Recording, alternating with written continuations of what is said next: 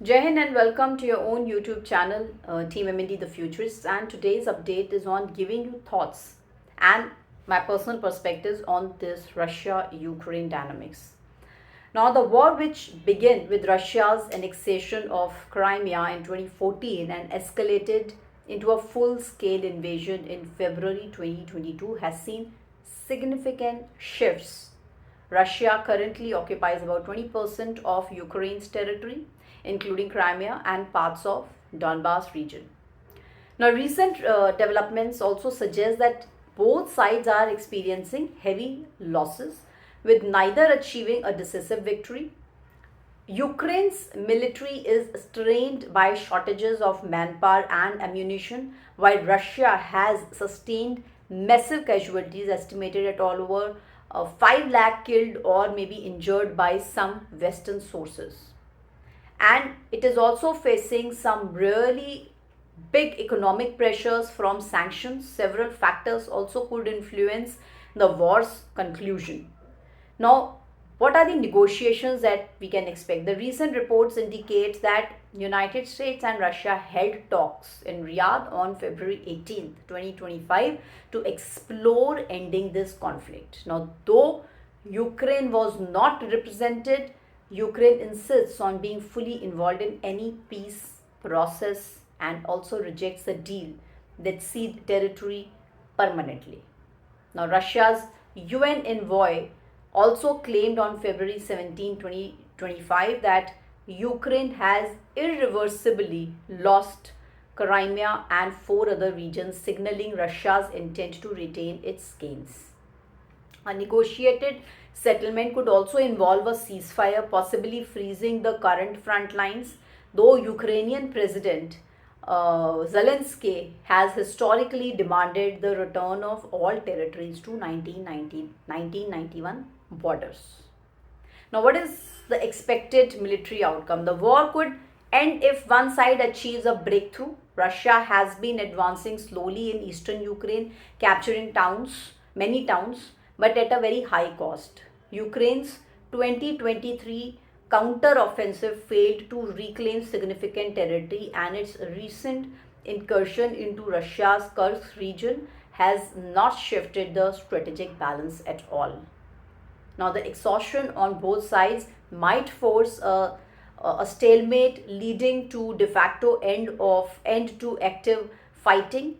What are the external influences?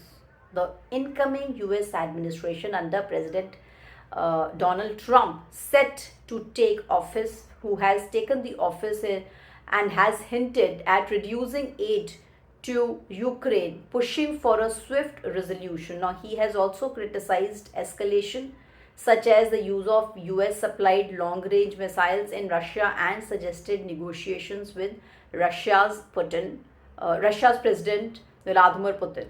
Now, a reduction in Western support could also pressure Ukraine to accept a deal, while continued or increased aid might prolong the conflict. What is the internal collapse? Now, some analysts also speculate that the war could end if either Russia or Ukraine faces domestic instability. Putin's regime appears stable despite losses, but a major economic downturn or unrest could shift his calculus big time. Similarly, Ukraine's resilience also depends on the morale and Western backing,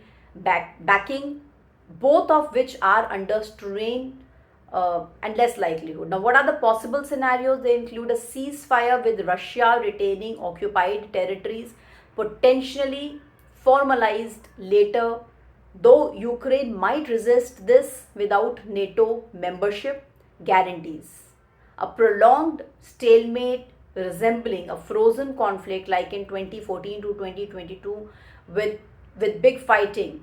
An unlikely total victory for either side give current military realities. Experts does vary widely in their predictions. Some, like those cited by Defense News in 2023, suggest the war could last years, while others, including posts in Twitter and in X in February 2025, claims it effectively over with Russian victory. Ukrainian leaders, intelligence chief, have expressed hope for victory but not longer provide firm timelines. The UN on February 17, 2025 called for dialogue involving all parties, emphasizing a just and lasting peace. In short, the war might end through diplomacy, exhaustion, or a shift in external support, but no clear resolution is imminent as of now.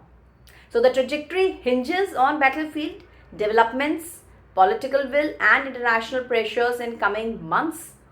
What do you think about this war, about this conflict? Do let us know in our comment section. And yes, do subscribe and share our channel. Jai Hind and Jai Bharat.